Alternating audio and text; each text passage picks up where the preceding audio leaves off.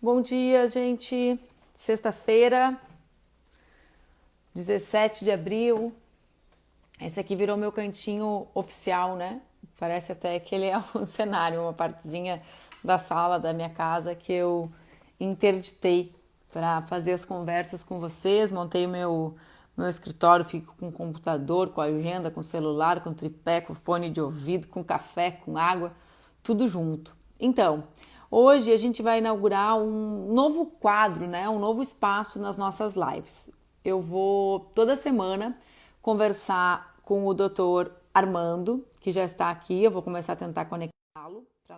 A gente vai falar um pouco sobre um pouco, né? Nós vamos conversar no tempo em que o Instagram nos permite, ou seja, até 1 hora, sobre a situação da pandemia, as medidas tomadas relacionadas com a saúde pública. Eu estou vendo que está conectando aqui o Armando, às vezes demora um tempinho mesmo o Insta, né? E fica instável. Mas a gente tem feito milagres, gente. O Armando criou um Instagram para conversar com a gente, o Eduardo Suplicy conseguiu se conectar, Débora Diniz fez uma live pela primeira vez. A gente tem que mentalizar que vai dar tudo certo. Vamos ver se eu acho aqui o doutor Armando de novo, porque o Insta às vezes começa com as suas falhas. Então a nossa ideia é que todas as sextas a gente possa fazer essa conversa, né? Saber um pouco. Oi, Armando, bom dia. Oi, bom dia, Manuela. Obrigada por ter feito um Instagram para conversar conosco. Os filhos estão salvando os pais na quarentena. Exatamente. Então, Armando, eu estava explicando para a turma, eu fecho sempre, pessoal, a parte de comentários, vocês façam as perguntas pela interrogação, porque senão fica tudo escrito no rosto do Armando e é muito chato para quem está assistindo. A gente vai começar, todas as semanas eu tenho conversado muito contigo em particular e te perguntei se tu aceitava conversar comigo aqui em público, porque, na verdade, as coisas que tu me falas são coisas que a maior parte das pessoas tem dúvidas, né? Quer saber, quer entender. Eu queria começar pelo começo, te fazendo uma pergunta que tem relação com o começo, né? O começo é muito grande, mas com o começo das ações para enfrentamento da pandemia. A gente tem debatido muito o tema do isolamento, né? O governo federal, o presidente da República, acaba criando um tensionamento muito grande num tema que é consenso no mundo, né? Quer dizer, o mundo inteiro tem gastado a sua energia para debater outras ações, tendo em vista que o isolamento é um consenso. Tu pode explicar tecnicamente para as pessoas em que etapa do isolamento a gente está? Tem essa frase que já virou um jargão, né? Quanto menos parecer necessário, mais ele é necessário. Tu me fala muito sobre a necessidade de nós ampliarmos o isolamento, né? Eu conversava contigo esses dias sobre a ausência de informação de como as pessoas se isolar, né? Então, quer dizer, fica todo dia trancado em casa, semanas, vai no supermercado, aí não lava os itens que trouxe para dentro, quer dizer, rompe uma parte do que fez. Então, eu queria começar conversando contigo sobre isso. Em que etapa do isolamento a gente está? A gente pode fazer flexões, como fez o governador Eduardo Leite, ou a gente precisa ampliar o isolamento social? Certo. Bom, como tu disseste, se há um consenso hoje sobre a forma de enfrentar a pandemia, é pelo isolamento. Inclusive, alguns colegas de São Paulo me provocaram dizendo que não é isolamento social, é isolamento físico. E acho que é um deslizamento interessante, né? Porque senão a gente começa a achar que é uma etapa em que a gente não fala com ninguém, que a gente não atua solidariamente, que a gente não... E o isolamento físico é o que está em questão, ou seja, é o problema da proximidade, né? É o problema do contato e os cuidados em torno a isso. Então, inclusive dentro da casa das pessoas, elas têm que ter essa noção, né? Nós estamos passando por um período em que abraçar, beijar, tocar, como é o nosso hábito, né, cultural e afetivo, precisa realmente estar muito controlado, né? A distância nos locais em que tu tens que necessariamente conviver com outras pessoas, quando é o mercado, a farmácia, nos locais de trabalho essenciais hoje, etc. Então, é um isolamento físico, é uma barreira de proteção física, onde entra máscaras, entra luvas, quando é, né, o caso, entra a higiene constante das mãos, a distância, né, inclusive ao falar, porque aí pode pequenas partículas, né, de saliva tocar outra pessoa e contaminar.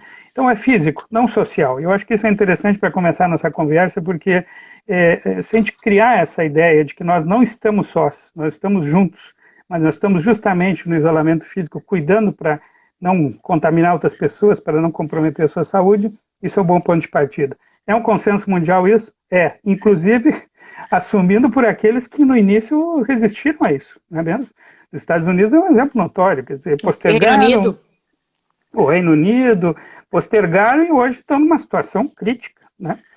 E ontem eu escutava um colega médico também, o Rômulo, numa outra entrevista, ele dizia, olha, o que mais trabalha contra o sucesso do isolamento físico é o seu próprio sucesso. Ou seja, à medida em que, tomemos o caso do Rio Grande do Sul, a gente tem hoje perto de 800 casos confirmados, né? 22 mortes, infelizmente, a gente olha e diz o seguinte, mas nesse nível, por que não voltar, né? À atividade normal? Está tudo sob controle.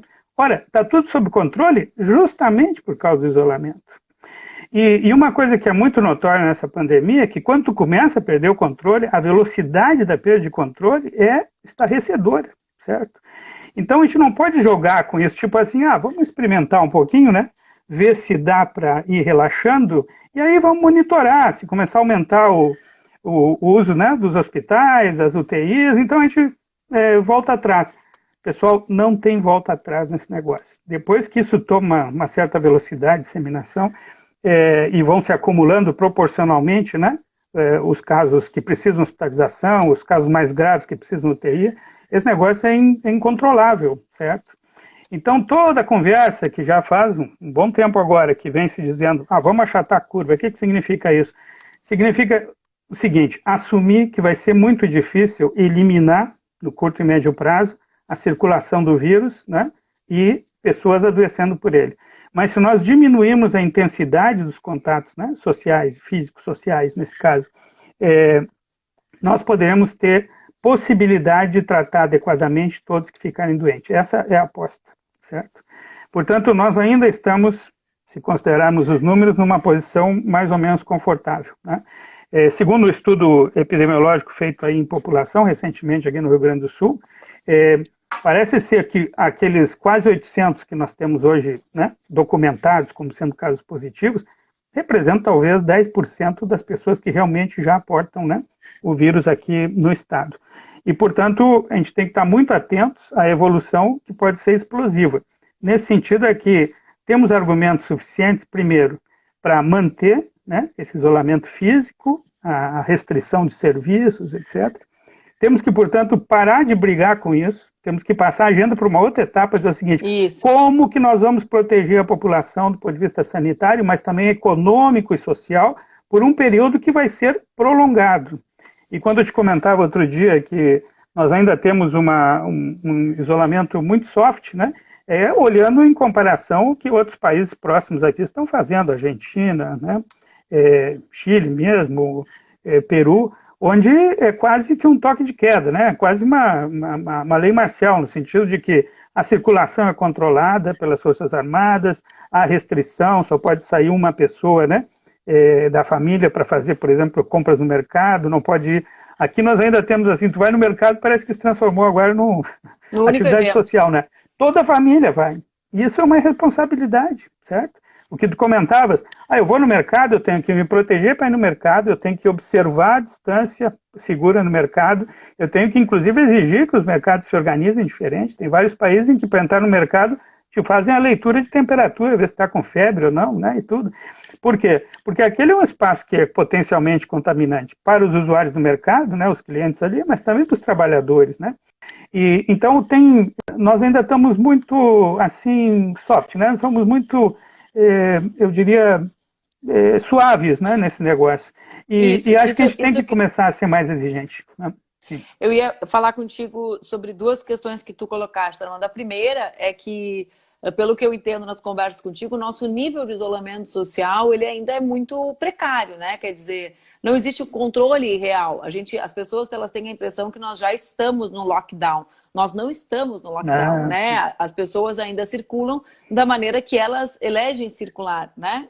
Exatamente. Claro, orientadas publicamente a não circular, as escolas fechadas, as lojas fechadas. Então, o poder público deu conta de diminuir a oferta de espaços para as pessoas irem, mas não as controla.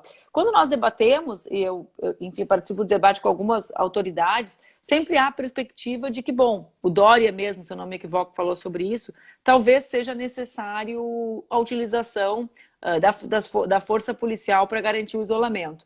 Eu queria falar um pouco sobre isso contigo, em qual sentido? Primeiro, a gente tem como imaginar o avanço para esse quadro sem imaginar, como tem um profissional de saúde sempre com essa visão muito integrada, né? Quer dizer, que consegue perceber o papel do Estado. Existe como a gente avançar no isolamento social sem avançarmos no tema da proteção social, né? Vê bem, a gente mora na mesma cidade.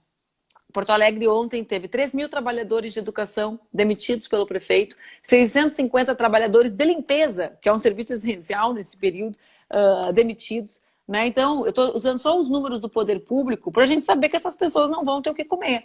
Então, o isolamento depende da proteção social, né? Senão, evidentemente, que é uma tragédia que se anuncia. E acho que é essa contradição falsa que o presidente tenta nos colocar, quando ele diz ou é saúde ou é economia, não. Né? É possível saúde e economia garantindo investimento em proteção social, né? Exatamente. Eu diria que no fundo disso a gente não pode esquecer que há continuidades, né, na política e eventualmente se pode provocar rupturas.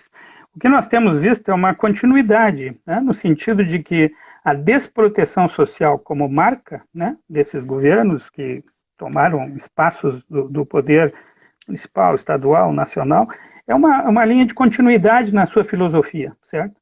E nos recupera um velho conflito no século XX, que já Karl Polanyi escreveu nos anos 40, que é economia versus democracia. Ele colocava nesses termos, né?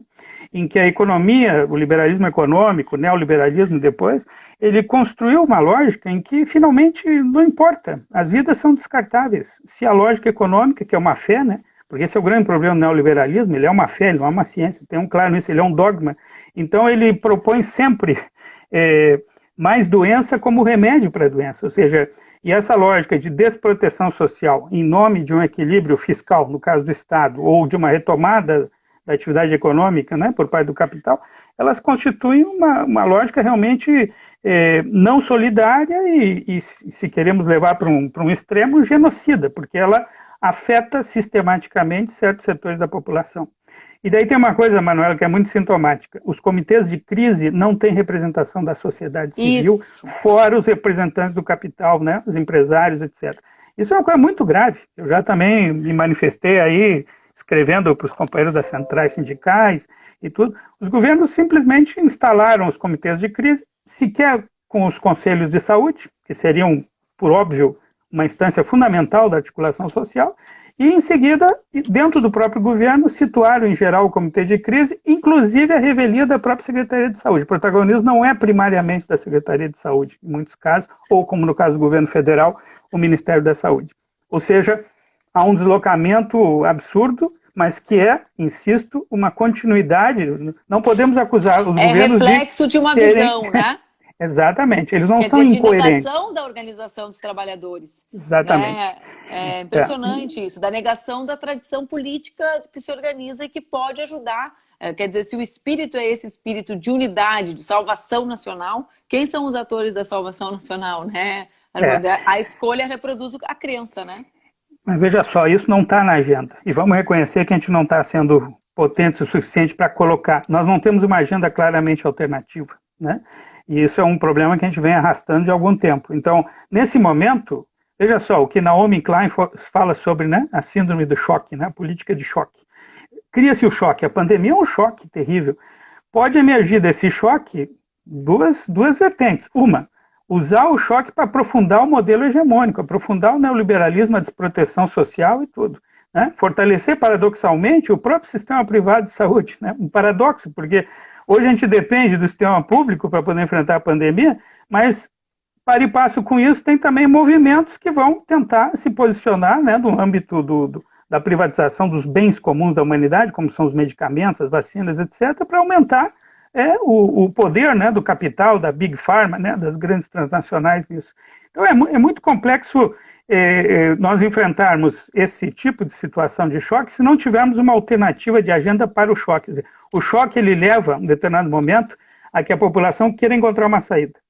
E essa saída pode ser conservadora, a minha mas tem que ser impressão, transformadora. Armando, eu concordo plenamente contigo, né? A impressão que eu tenho é que o governo ele suga tanto a nossa energia na defesa do isolamento social que a gente não consegue falar. E isso também confunde, digamos, uma parte do nosso campo político que passa a crer que todos aqueles que defendem o isolamento social são nossos aliados. Sim, eles são nossos aliados nessa causa, mas não são todos iguais. Né? Vê bem, Não mesmo. como Não imaginar um governo que equipa, por exemplo, que não destruiu a sua assistência social, né, e que, portanto, está distribuindo alimentos com restaurantes populares abertos, com garantia que os estudantes vão seguir alimentados, com um governo que diz isolamento social e danem-se vocês. Não é igual. Até o debate sobre o isolamento social é falso, sem proteção social. Né? Então, isso que tu fala de uma agenda, a gente tem que, claro, é um momento de tensão, é um momento de muita cautela, não se pode fazer em nenhum momento, menos ainda agora a crítica pela crítica, né? Mas a gente precisa tentar, porque é o que tu falas com muita precisão. A gente tem situações diferentes, mesmo em lugares que aplicam o isolamento social. É isso aí. E eu acho que o momento de aproveitar a crise para criar uma agenda de saída dela fora, né, do que vem tradicionalmente sendo feito, significa, por exemplo, assumir, primeiro, que a economia real assume uma preponderância sobre as finanças, certo?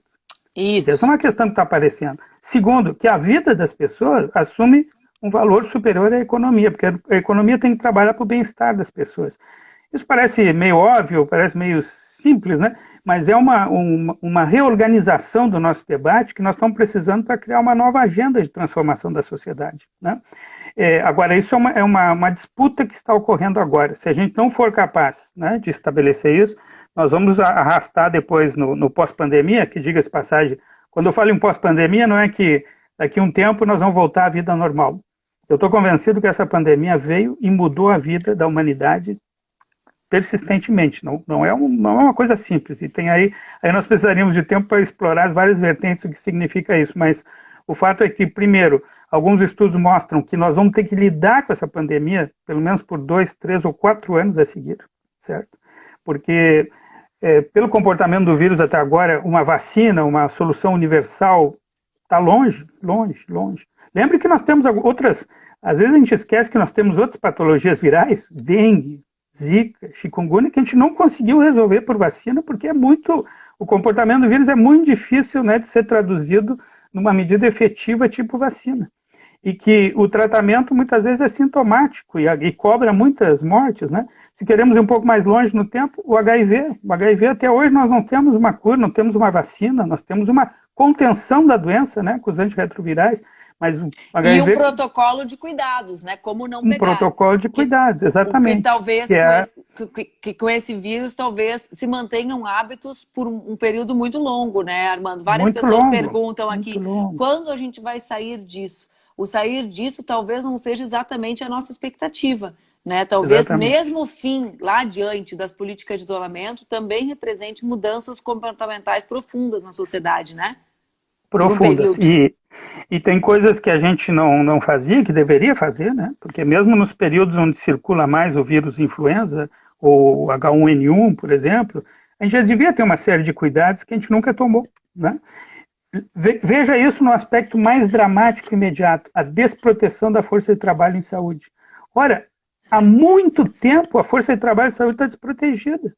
Todos os dias nós temos pacientes com várias infecções, né, respiratórias, etc., tuberculose e tudo, que entram em serviços de urgência superlotados, que ficam ali nos corredores, né, contaminando outros pacientes, contaminando os trabalhadores da saúde.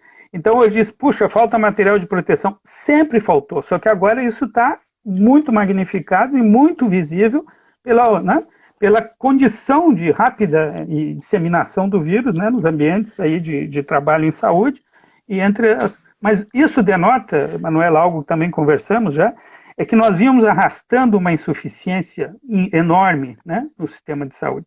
Nós naturalizamos o que eu chamo de desassistência programada, ou seja, a gente sabia que a estrutura era insuficiente. E atenção, Ontem ainda eu li um trabalho da Itália que dizia o seguinte: para cada 4 mortos, né, pelo Covid, pelo vírus, nós tivemos na Itália em torno de 6 mortes por outras patologias que não puderam ser atendidas porque os pacientes de Covid taparam o sistema, bloquearam o sistema. Isso demonstra o quê? Que há um problema no tamanho do sistema. Ah, mas é por causa da pandemia. No caso brasileiro, a insuficiência da estrutura não é. Nós já vimos denunciando isso. Nós temos uma oferta de infraestrutura sanitária, incluído aí saúde da família, pronto-socorros, centros especializados, internação hospitalar, internação não hospitalar, que tem um déficit monumental, né? Um trabalho que fizemos calculava o déficit de leitos no país em 500 mil leitos, certo? Mas como assim? E onde é que está isso? A falta, onde é que aparece? Aparece que em todos os estados da federação, pronto-socorros lotados o ano inteiro, não precisa pandemia. Né? As pessoas esperando internação. Hoje mesmo, nesse momento, a gente tem 120 pacientes esperando internação no serviço de urgência de Porto Alegre. Né? Outros 16 temas deles não relacionados a esse, a pandemia. O COVID ainda não é o preponderante aí, certo? 16 pessoas esperando internação em UTI. Aí tu olha o quadro de UTIs, tem leite de UTI. Por que a gente tem sempre 16 pessoas esperando UTI? Ah, pode ser que elas estejam transitoriamente esperando, vão ser logo internadas. É uma hipótese, isso a gente não consegue ver nesses quadros. Mas o fato é que eu tenho acompanhado ao longo dos meses esses quadros, né, públicos aí, e eu tenho visto nas emergências, paradoxalmente agora menos que antes. Antes havia sempre 200 pacientes retidos, e a retenção desses pacientes significa mortalidade evitável, que vai ocorrer, complicações evitáveis, sobreuso inadequado de recursos, ou seja, nós tínhamos uma distorção anterior, certo? E assumimos agora, com essa situação de fragilidade, uma nova carga, uma sobrecarga, né, que está sendo colocada. Então, é também a oportunidade para nós sermos mais exigentes. Olha, nós temos um direito constitucional à saúde desde 88. Por que nós nunca conseguimos botar na agenda para valer um plano nacional que equilibrasse a infraestrutura sanitária com a necessidade populacional? E quando eu digo porque nós, eu digo a sociedade toda, os vários governos sucederam. Parece que a gente vai até um limite, afirma o direito retoricamente, mas na hora de dizer o seguinte: não, nós vamos agora, em 20 anos, construir infraestrutura sanitária para dar conta realmente de todos. Por certo, única possibilidade que teríamos, então, de fazer um contraponto público ao privado, certo? Porque a suficiência do público... Esse momento também é uma grande resposta, né? Popularmente, a gente diria assim, é um tapa na cara daqueles que, uns... por falácia, outros por ignorância, não compreendiam e não compreendiam o papel estruturante do SUS para o nosso país, né, Armando? Porque fica muito nítido, primeiro, o volume o quanto o SUS é importante para que a gente saia de uma situação dessas. E eu queria te jogar para um outro lugar a partir do teu raciocínio, que é o tema dos hospitais de campanha. Né? Muitas cidades, quando a gente faz o isolamento precoce, né? Precoce, digo, antes da calamidade, como a gente fez no Brasil, vocês usam muito, vocês médicos, todo mundo ficou repetindo, a gente está roubando as expressões de vocês, a gente está tentando achatar a curva, né? A gente acha que vai ter um número grande de contaminados. Eu estava aqui lendo, tem um médico amigo meu desesperado, querendo que a turma que faz doação use EPI, porque vai chegar, então... mais EPI do que está usando, já estão usando luvas e máscara, mas que a máscara tem que ser outra, a roupa tem que ser outra. Por que eu estou falando sobre isso? Porque há uma ideia de que achatar a curva significa não ter os casos, mas na realidade é sobre parcelar, é como se fosse uma compra parcelada dos casos. E a gente vai continuar precisando de leitos. Na maior parte dos estados, eu tenho conversado muito contigo sobre a situação do Rio Grande do Sul e Porto Alegre, mas como eu sei que tu acompanha os números do país inteiro, na maior parte dos estados há uma ampliação do número de leitos, né, a partir dos hospitais de campanha. Em outros lugares, não. O que vai acontecer, mesmo achatando a curva nos lugares que não fazem hospitais de campanha, como é o caso de Porto Alegre e do Rio Grande do Sul, Armando? Pois é, aí a questão sempre ganha complexidade porque a gente tem que examinar isso numa base de territórios e populações e distinguir isso, né? A epidemia tem entrado, né, a pandemia tem entrado no país através das zonas metropolitanas, em torno das capitais, porque ela é uma pandemia que chega ao Brasil através dos viajantes, né, os que trouxeram o vírus, né, dos centros, sobretudo da Europa e tal, Estados Unidos menos, e Ásia menos, mas sobretudo da Europa. Chegam esses casos, pessoas que fizeram viagens internacionais, entram inicialmente nos bairros de melhor poder aquisitivo, em geral, né? E são atendidos em hospitais do sistema privado, né, da saúde suplementar. E depois isso vai disseminando. Em São Paulo já tem um mapa muito claro sobre isso, como os casos vão se deslocando para os setores, né, territoriais, populacionais, de setores populares e tudo. Então, aí vem uma bomba de tempo, né, porque não só é uma multiplicação numérica, mas é também entrar em territórios que estão vinculados a uma estrutura assistencial insuficiente, certo? Do ponto de vista populacional.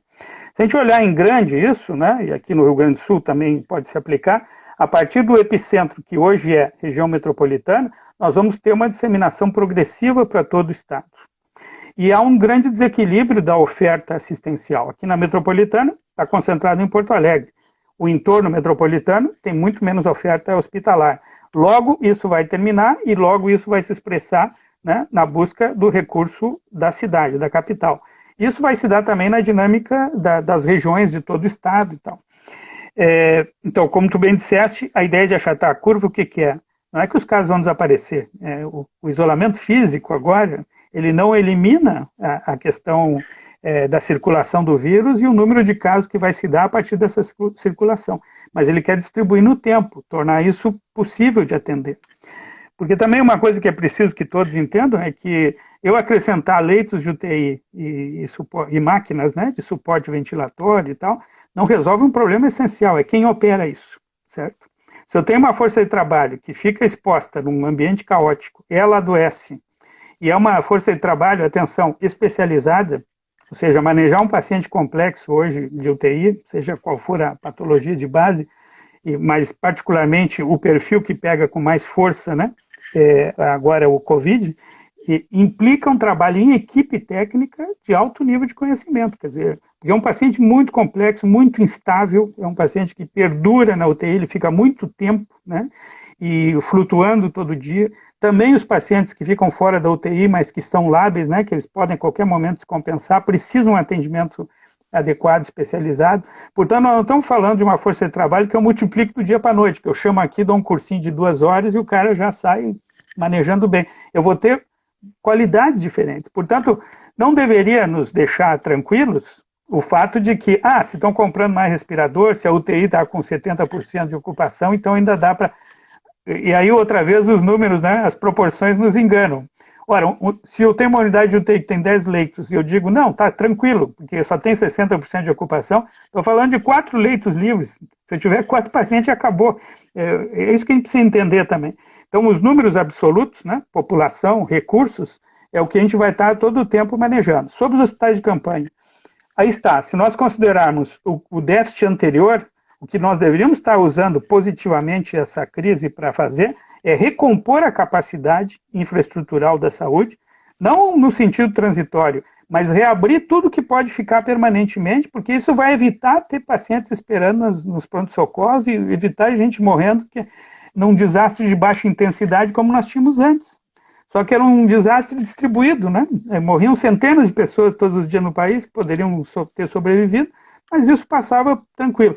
Covid põe uma visibilidade para isso que a gente precisa assumir nesse momento e tirar dessa crise uma vertente positiva, que é precisamos compor a infraestrutura pública da saúde no tamanho que a população brasileira tem e suas necessidades, certo? Porque é muito distante, né? Sabe quantos leitos tem a China, hospitalares regulares? Quantos? 4 milhões e 200 mil leitos, certo? Claro, uma população de 1 bilhão e 300 milhões de chineses. Mas nós somos a 5ª população mundial, nós temos 212 milhões de pessoas, certo? E a China tem nessa proporção em torno de 2,4 leitos por 1.000 habitantes. O SUS tem 1,4 leitos por 1.000 habitantes, e a metade deles são leitos que não geram internação ao longo do ano, porque são leitos em hospitais muito pequenos, sem capacidade, certo? Técnica, profissional e plataforma tecnológica.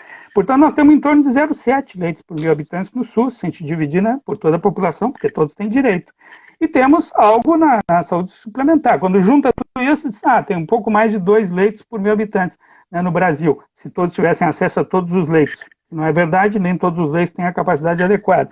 Mas, nessa comparação internacional, Nós ficamos muito abaixo dos sistemas públicos universais, que inclusive têm problemas críticos. A Espanha tinha problemas críticos, nós estamos vendo agora. Vinha sendo denunciado a insuficiência de leitos na Espanha.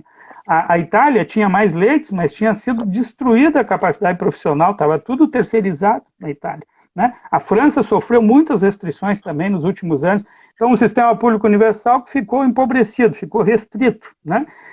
A Austrália tem problemas históricos, até agora ela não sofreu tanto, né? Tem conseguido distribuir a curva melhor, mas também tem carência. O Canadá tem um problema histórico também de acesso a leitos, né, e tempos de espera. Ou seja, não é uma batalha simples, porque mesmo os sistemas universais existentes no mundo estavam, nas últimas décadas, submetidos a uma restrição de financiamento por conta das políticas neoliberais. Né? Armando... Então nós temos aí, só para concluir a ideia dos hospitais de campanha, eu acho que nós temos que ter dois movimentos.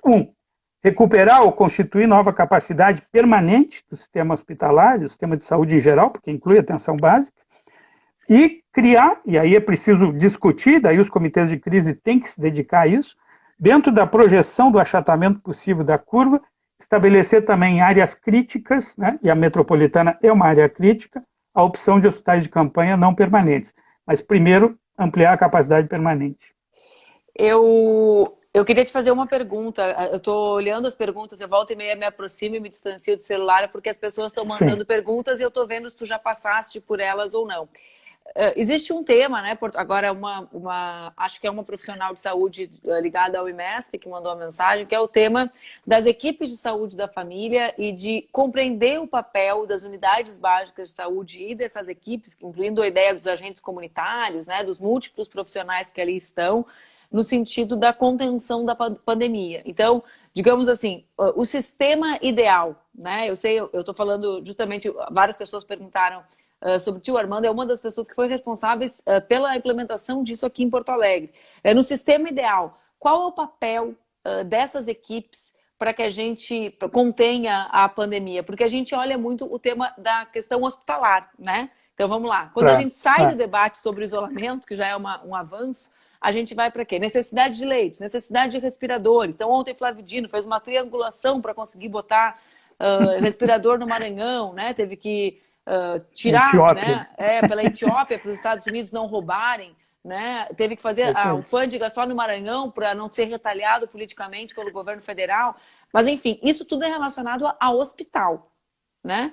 Mas eu fico imaginando com a minha cabeça de quem escuta muito vocês, né? Num sistema que tem unidades básicas de saúde funcionando a todo pau, digamos assim, né? Atendendo a toda a rede, os números que chegarão aos hospitais serão muito inferiores, né? Seja pelo acesso à informação, seja por as pessoas não irem ao hospital, seja pela relação médico-paciente, profissionais de saúde e paciente estabelecida nas comunidades. Não? Claro, claro.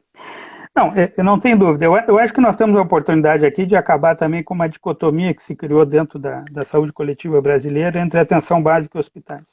O sistema de saúde, pessoal, é um só sistema. Ele tem vários subsistemas. Os hospitais não sobrevivem sem atenção básica, mas a atenção básica não sobrevive sem hospitais, porque há uma relação de dependência. Depende muito da necessidade que a população tem. É claro que se eu mantenho uma população vinculada à atenção básica, evitando que tenha, por exemplo, hipertensão, ou que tendo hipertensão, tenha essa hipertensão controlada no acompanhamento ambulatorial, né, próximo à sua casa, permanente e tal, que quando necessita usa o conhecimento, né, do setor especializado sobre isso, etc. É claro que isso ajuda muito, isso diminui. Outra vez é a curva, né, eu achato a curva, mas nesse caso uma curva que pode ser achatada de forma inclusive mais permanente, não é só deslocando no tempo. É mantendo a pessoa, mesmo sendo hipertenso, numa condição que ele não venha a ter um infarto, um acidente vascular cerebral, etc. Né? Então, nesse sentido, a atenção básica, comprovadamente, tem grande impacto, e no Brasil teve grande impacto na estratégia de saúde da família e tudo. Mas a estratégia de saúde da família, juntamente com os hospitais, foram afetadas também por esse subdimensionamento. Né? Aqui no Brasil, a gente aceita que uma equipe de saúde da família, que é um médico, um enfermeiro, né, um técnico e agentes comunitários, tem sob sua responsabilidade 4.000 pessoas, 5.000 pessoas. Olha, isso não é verdade. Quer dizer, quando eu calculo o tempo disponível de trabalho das pessoas, distribuo em atividades, a Espanha faz, para uma equipe desse tamanho, um cálculo de 1.700 pessoas. Isso é o top máximo, certo? Cuba trabalha com 800 pessoas a 1.200, dependendo, né, da dispersão territorial. Por quê? Porque a atenção básica, ela não só atende os casos agudos, mas ela tem que fazer o acompanhamento dos crônicos, ela faz visitas domiciliares, ela se envolve em orientações, né, para a comunidade, e tudo isso eu tenho que somar minutos e horas do trabalho, porque isso não é uma capacidade infinita, né? Então, à medida que eu sou mais exigente sobre a relação entre consumo esperado, né, e a produção esperada de serviço, eu tenho que encontrar uma lógica de organização da cobertura, né, e acesso do serviço que seja realmente plausível do ponto de vista do resultado. Então, claro, qual é o papel da atenção básica? Isso é uma discussão interessante hoje. Primeiro, eu vejo a atenção básica muito acuada, né? Bom, aqui em Porto Alegre, pior, porque a situação essa do IMESF, esses últimos movimentos aí, né, que praticamente liquidam a questão do IMESF, que já está remetido agora a outras, né, OS para gestão, isso cria um ambiente de muita insegurança laboral. Instabilidade, né? Instabilidade, tudo é muito complicado. Inclusive, há uma demanda de que, bom, independente da sentença aí do Supremo Tribunal, isso não tenha materialidade por esse período, porque senão vai ser um caos, né? Como é que vai se reorganizar? Enfim. Mas, para além dessa questão aqui do contexto imediato, tem uma questão de como, primeiro, as equipes de atenção básica precisam ser adequadamente protegidas, como todos os trabalhadores da saúde, mas às vezes a gente parece que só olha o hospital com um problema de EPI. Não, precisa proteger as equipes da família.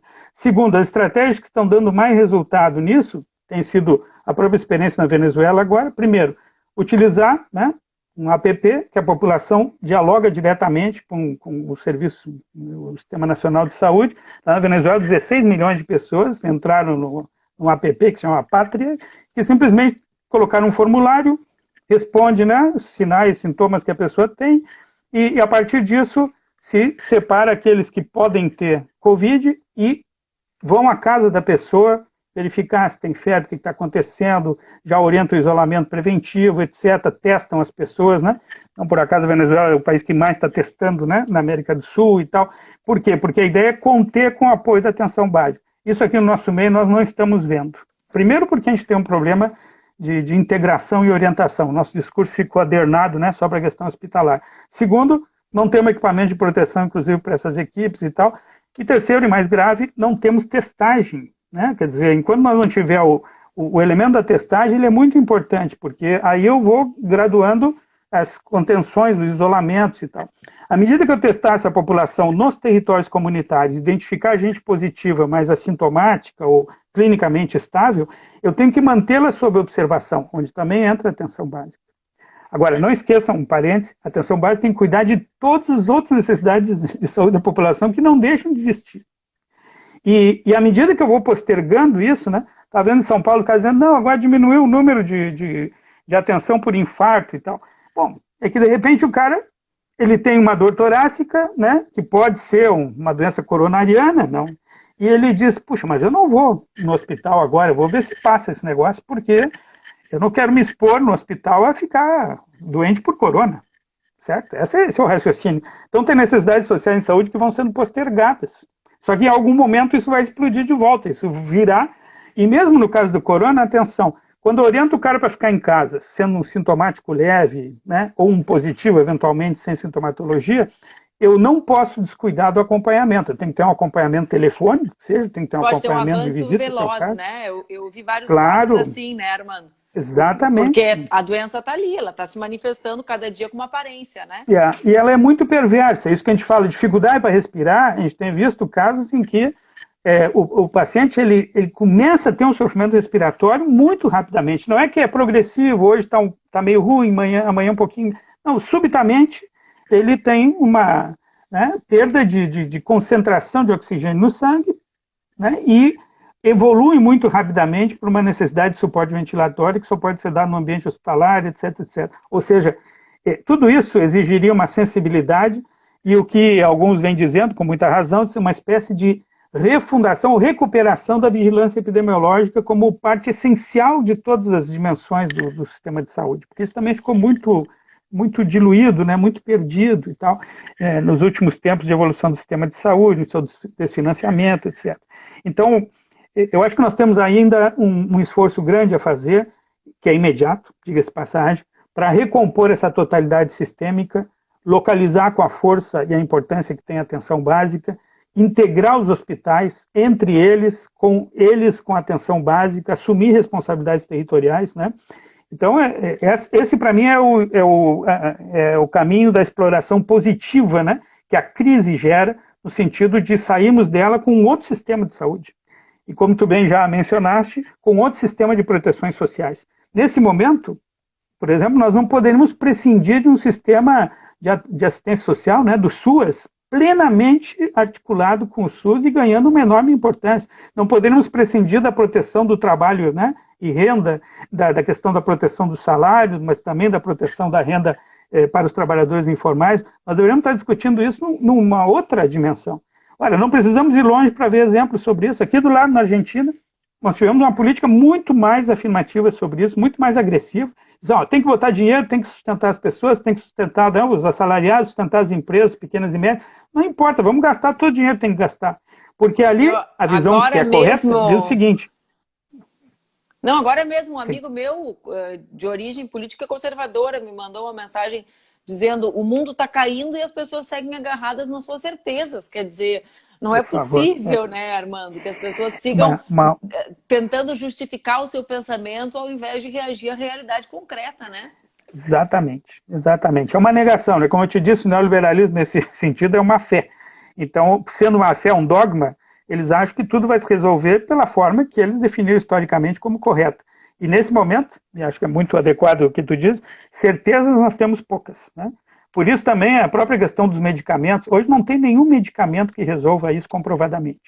Então, pode ser a cloroquina, pode ser, sei lá, qualquer outro tipo de antiviral, etc.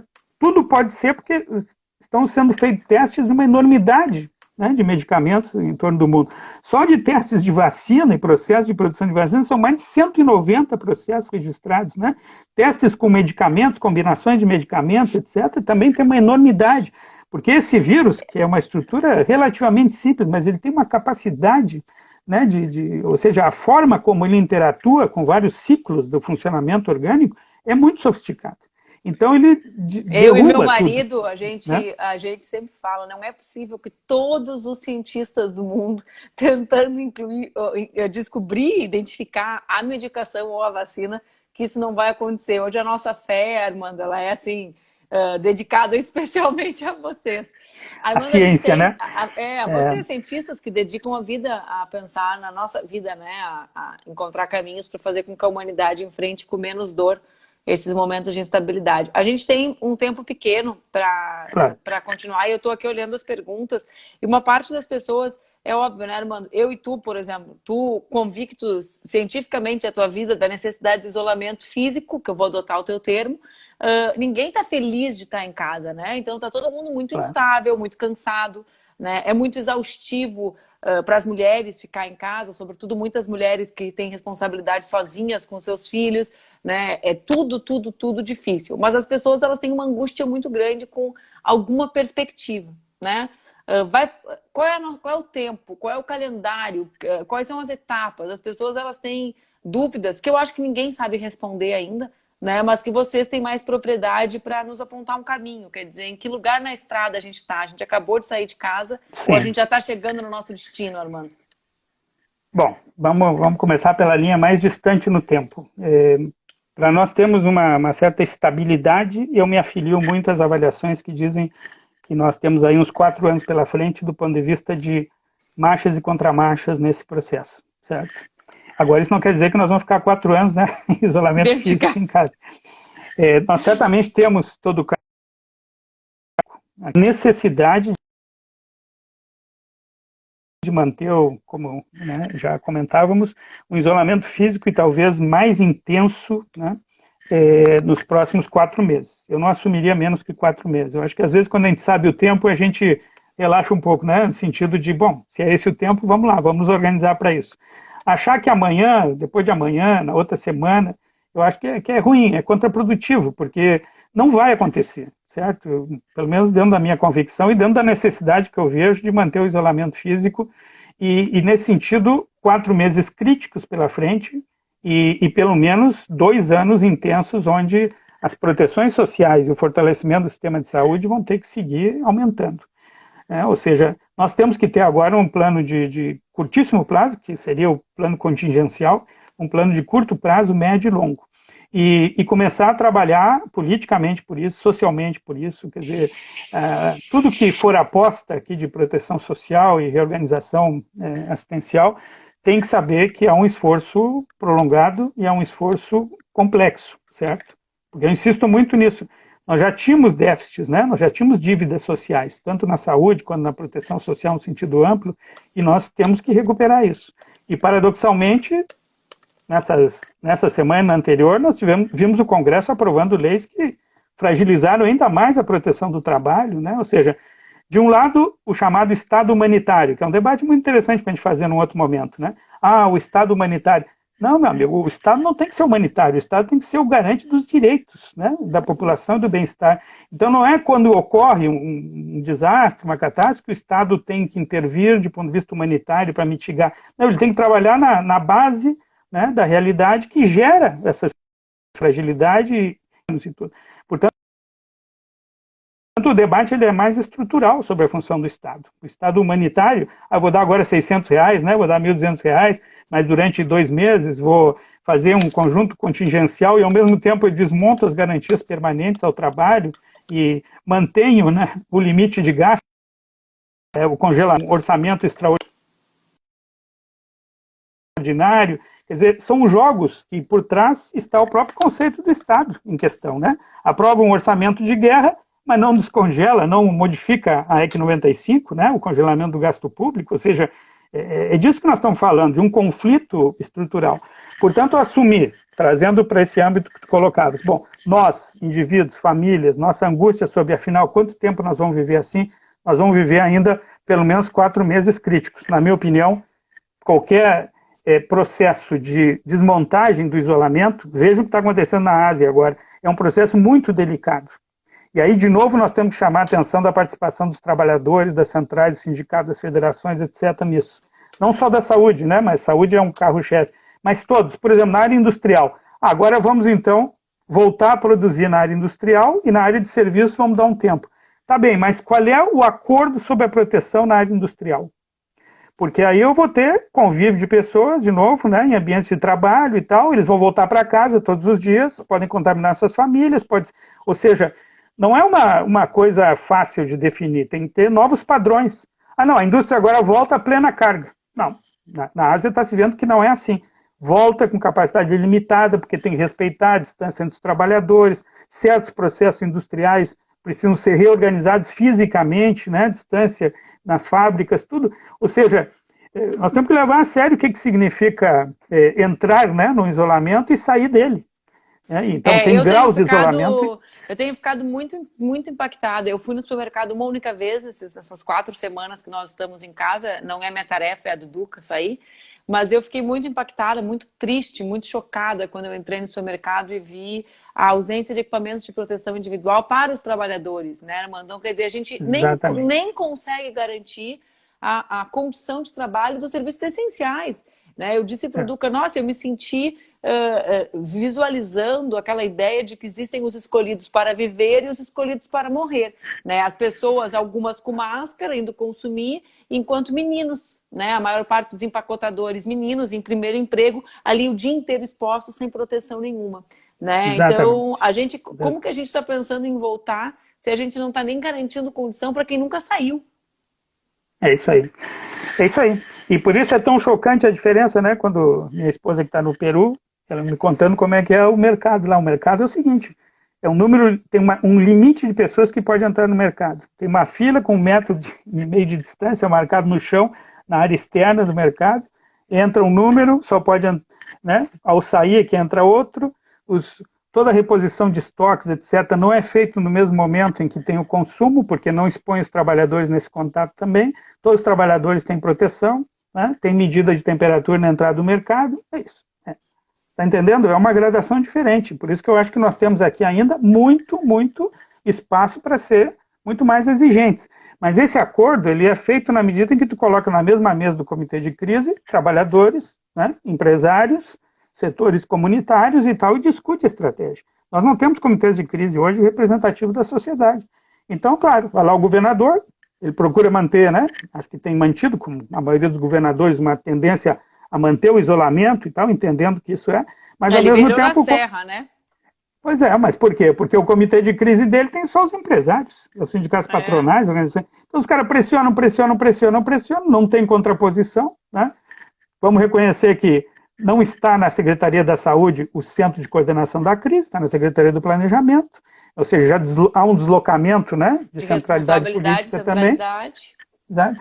Então, tudo fica muito frágil. Então, nós temos aí uma agenda imediata de dizer, olha, muito bem, nós temos que reposicionar a sociedade nessa discussão, porque o que está em discussão é a sobrevivência das pessoas e tal, né? E, ao mesmo tempo, fazer com que os trabalhadores tenham uma outra voz, né, na garantia, tanto na atividade imediata da saúde, mas em todos os setores, né? Uma saída do isolamento é um processo muito complexo, tal qual a própria sustentação do isolamento. Até agora, o isolamento aqui no nosso meio ele é feito a partir de uma chamada à auto-organização. Mas talvez a gente tenha que ser muito mais também assertivo no disciplinamento, né, das formas do isolamento. Essa questão dos mercados, para mim, é notória. Nós temos que olhar isso claramente, né? Tem que ter outro padrão de higienização, outro padrão de proteção dos trabalhadores, outro padrão de circulação. Não é possível que vá toda a família no mercado, tem que chamar a atenção e orientar e tal. Então tem muitas coisas a fazer. E acho que o reposicionamento da atenção básica é parte, né, da construção, por outro lado, do fortalecimento do Sistema Único de Saúde no seu conjunto, integrar os hospitais também. Eu tenho insistido, né, e tu sabes que é necessário a gente criar um painel público onde a gente veja o funcionamento de todo o sistema, o que está acontecendo, as pessoas precisam enxergar isso, né, e não só pedaços de informação, saber, olha aqui, ó, tem mais tantos leitos hospitalares, nós estamos aumentando o uso e tal. Isso tem que ser uma informação que a pessoa possa entrar na internet e ver, porque é preciso também dar a materialidade do drama que vai acontecer. Isso todo mundo que é da área da saúde, de outras áreas humanas, né, da antropologia, tem falado. Quer dizer, enquanto fica esse número morto, que a gente acompanha eventualmente pelo jornal, as pessoas também não têm noção. A gente despessoaliza a crise numa dimensão que as pessoas acham que não vai acontecer com elas, né, Armando? Então, exatamente. É sempre a outra pessoa, o outro, não sou eu, né? Exatamente. Então, tu vê, hoje nós acumulamos 22 óbitos, né? Se não aumentou, o que eu vi pela manhã, 22 óbitos no estado do Rio Grande do Sul. Alguém vai dizer, mas isso é pouco, né? Tem muito mais gente morre de outra coisa e tal. Que é um raciocínio bobo, né? Porque o que acontece? É o problema da curva, o crescimento exponencial, né? Tanto da contaminação quanto do acúmulo inevitável sobre essa base de pessoas com patologia grave e mortes, né? Então, isso quando começar, eu sei que às vezes o pessoal escuta isso e, não, estão exagerando, mas eu não preciso inventar, né? Eu não preciso criar uma peça de ficção sobre isso, basta ver o que está acontecendo em outros países. Pegar a Itália, França, Espanha, né? Estados Unidos agora e tal, é catastrófico. Quer dizer, nós queremos chegar nisso? Eu não quero, certo? Definitivamente. E não adianta eu pensar, não, mas o perfil do risco é de outro, né? Não vai me afetar e tal. Todos estamos expostos. Isso é uma outra coisa importante. Se criou uma ideia de que o problema da patologia grave é idosos, pessoas com patologias, né, anteriores, não sei o quê. Tu vai olhar a afetação aqui que nós estamos tendo, é significativa a participação de menores, né, de 60 anos, em a maior parte.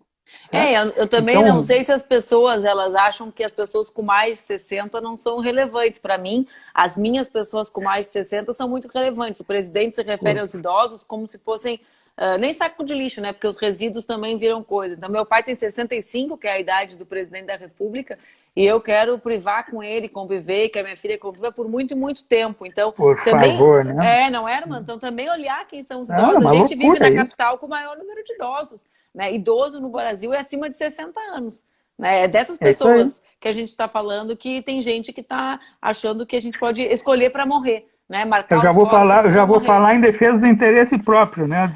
Não dá para ser assim. Chegando lá nos 60. Mas veja só, é que eu acho que essa é uma mentalidade terrível, né? Quer dizer, por idade tem os descartáveis, por classe social tem os descartáveis, por raça é descartável. São os corpos descartáveis.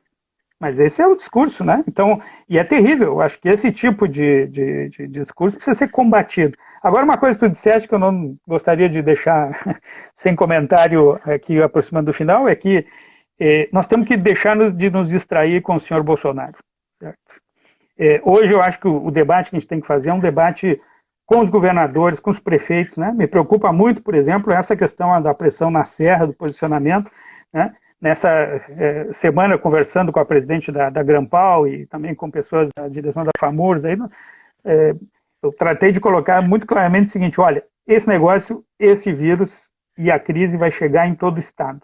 Hoje o epicentro é, né, a região metropolitana. Então, sob nenhuma hipótese, a gente poderia flexibilizar na região metropolitana as questões de isolamento. Ao contrário, a gente tem que ser mais exigente e nos preparar como região. Mas olhando o conjunto do estado, certo? Porque mesmo na melhor hipótese, que é de repente eu ter regiões não muito afetadas, vai haver um momento que eu vou precisar usar o apoio dessas regiões para atender regiões mais afetadas. Né? Claro. O que aconteceu na França, em Paris. Né? O tema da exatamente. Interdependência. Em Paris, os caras vão lotar trens com pacientes de terapia intensiva para mandar para a Bretanha, porque lá tinha menos incidência e mais disponibilidade. Por quê? Porque chega um momento que eu preciso trabalhar nessa lógica colaborativa, territorial e tal. Então eu não posso queimar. Tem pouco caso agora na Serra, então eu libero geral, né? Porque vamos combinar, vai ser uma liberação geral daqui a pouco.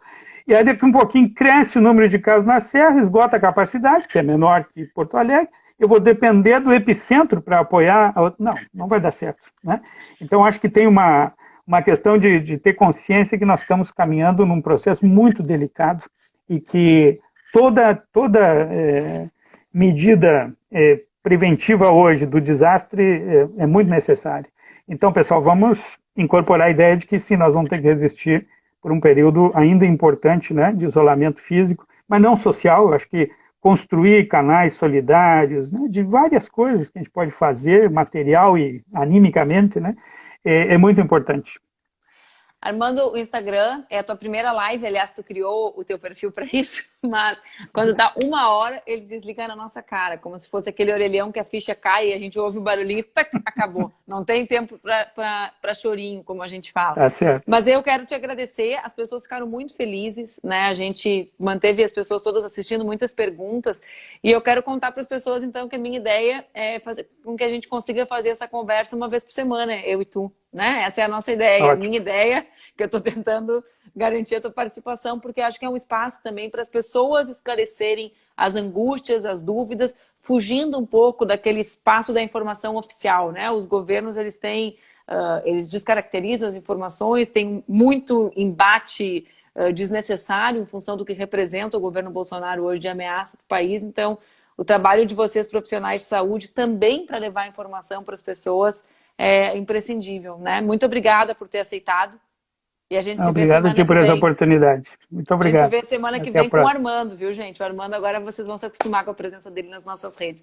Um beijo, pessoal. Boa tarde para todos. Obrigada, Armando. Tchau. Obrigado a vocês. Tchau.